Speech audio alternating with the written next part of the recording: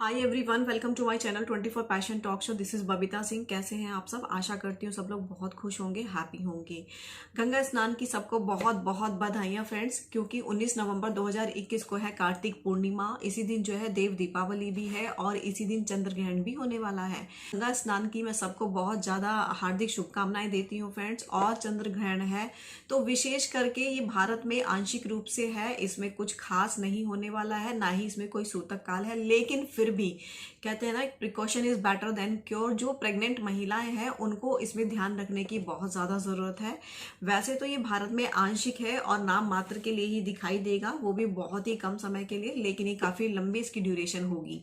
19 नवंबर को 2021 को सुबह 11:30 से शुरू होगा और शाम को 5:35 पे खत्म हो जाएगा। इसमें फ्रेंड्स कुछ स्पेशल करने की जरूरत नहीं है, क्योंकि इसमें कोई सूतक काल भी नहीं है। लेकिन अगर आप प्रेग्नेंट हैं या कोई वैसी कंडीशन है तो उसमें आपको थोड़ा सा ध्यान रखने की जरूरत है। जैसे काटना पीटना नहीं है, कुछ तलना भुनना नहीं है, ये थोड़ी सी चीजों का आपको ध्यान रखने की आवश्यकता है। अब बात करते हैं कार्तिक पूर्णिमा की। कार्तिक पूर्णिमा के दिन गंगा स्नान का बहुत ही ज्यादा महत्व है और इस दिन दीपदान करने का भी प्रचलन है। और साथ साथ इस दिन जो है कोई भी चीज का दान का बहुत ही ज्यादा करोड़ों गुना फल आपको मिलता है। इस दिन माता लक्ष्मी और भगवान विष्णु की, तुलसी माता की पूजा अर्चना करने का भी विधान है। माना जाता है कि कार्तिक पूर्णिमा के दिन ही माता तुलसी जो है वैकुंठ धाम गई थी। माता तुलसी को जो है लक्ष्मी माता का स्वरूप माना गया है, इसलिए इस दिन विशेष करके माता लक्ष्मी की और तुलसी की पूजा अर्चना करनी चाहिए। यूं तो हिंदू धर्म में हर दिन हर रोज माता तुलसी की पूजा अर्चना करी जाती है, लेकिन कार्तिक पूर्णिमा के दिन विशेष करके उनकी पूजा अर्चना करनी चाहिए। उन्हें हल्दी और कुमकुम का तिलक लगाना चाहिए, चावल अक्षत चढ़ाने चाहिए, धूप दीपक दिखा करके उनकी पूजा अर्चना करनी चाहिए कि जड़ में 1 लोटा जल भर के पानी का डालना चाहिए।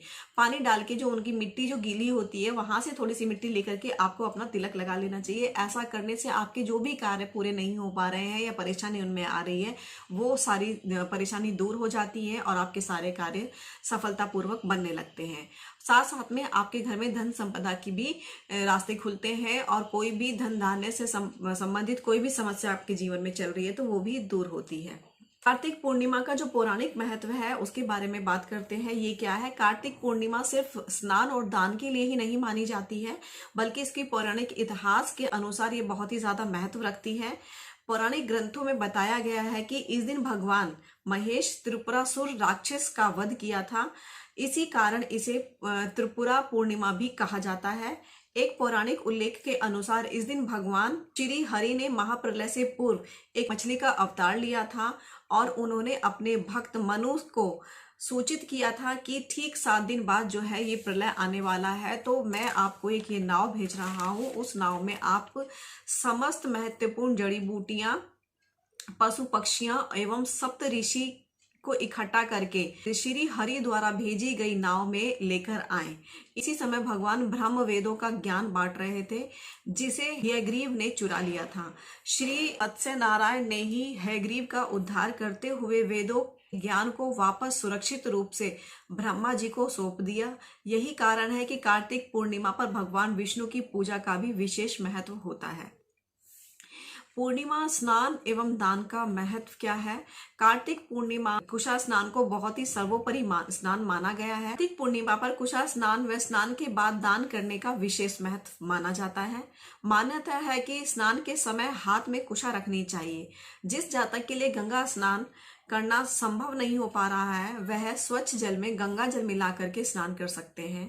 स्नान के पश्चात विष्णु भगवान की पूजा करें, गरीब व जरूरतमंद लोगों की मदद करें।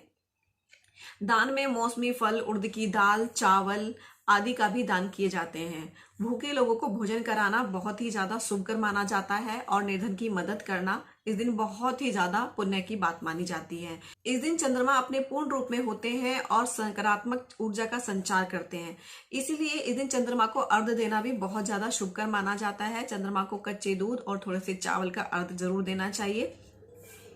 कार्तिक पूर्णिमा को देव दिवाली के रूप में भी मनाया जाता है। देव दीपावली का जो पृष्ठभूमि है वो इस प्रकार है। पौराणिक कथाओं के अनुसार भगवान शंकर ने देवताओं की प्रार्थना कर सभी को उत्पीड़ित करने वाले राक्षस त्रिपुरासुर राक्षस का वध किया था। इसी खुशी में देवताओं ने देव दीपावली मनाई थी। ये माना जाता है कि कार्तिक पूर्णिमा के दिन सारे देवी देवता जो है धरती पर आते हैं और गंगा स्नान करते हैं, फिर वहां पर दीप जलाकर दीप उत्सव मनाते हैं, जिसको हम सब देव दीपावली कहते हैं। इस दिन आपको क्या करना चाहिए और कैसे करना चाहिए? यूं तो कार्तिक पूर्णिमा के दिन माता तुलसी की विशेष पूजा अर्चना करनी चाहिए और कार्तिक पूर्णिमा के दिन जो है दीपदान की बहुत ही ज्यादा प्रथा है। तो इस दिन जो है बहते पानी में दीपदान करना भी बहुत ही ज्यादा शुभकर माना जाता है। कार्तिक पूर्णिमा के दिन मंदिर में जाकर शिव परिवार के पास कम से कम 5 दीपकों का दान करें। वो 5 दीपक वहां शिवलिंग परिवार को चढ़ाएं। कार्तिक पूर्णिमा के दिन ही अगर आपका चंद्रमा कुंडली में नीच का है तो आपको शिवलिंग पर जो है कार्तिक पूर्णिमा के दिन गंगा जल, शहद और कच्चा दूध चढ़ाने से आपका चंद्रमा नीच का है तो वो आपके उच्च के फल देने लगते हैं और वो काफी हद तक रिलीफ भी आपकी जिंदगी में देते हैं। कार्तिक पूर्णिमा के दिन पीपल की जड़ में भी मीठे जल को अर्पित करना चाहिए। माना जाता है कि इस दिन जो है माता लक्ष्मी पीपल के पेड़ पर निवास करती हैं। आप डालेंगे उसमें थोड़ा सा चीनी मिला हो और उसमें थोड़ा कच्चा दूध मिला हो। इसको मिश्रित को आपको जो है पीपल की जड़ में चढ़ाना है, दीपक प्रज्वलित करना है और फिर ये जल जो है पीपल की जड़ में डाल देना है। लेकिन ये कार्तिक पूर्णिमा के सुबह 10:30 बजे से पहले पहले आपको करना है।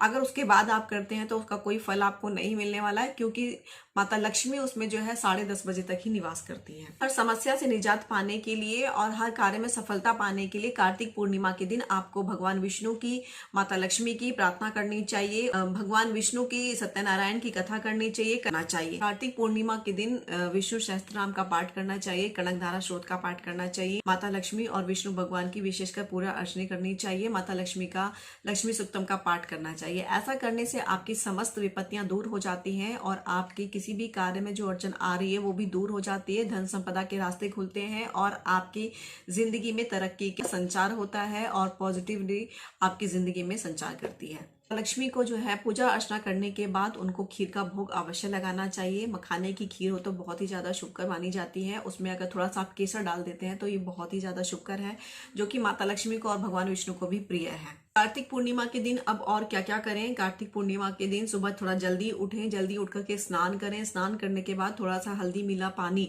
अपने घर की चौखट पे डालें और हल्दी में पानी मिला करके अपने दरवाजों के दोनों तरफ जो है स्वास्तिक का चिन्ह बनाएं और वहां चंदन और अक्षत से उनको टीका करें।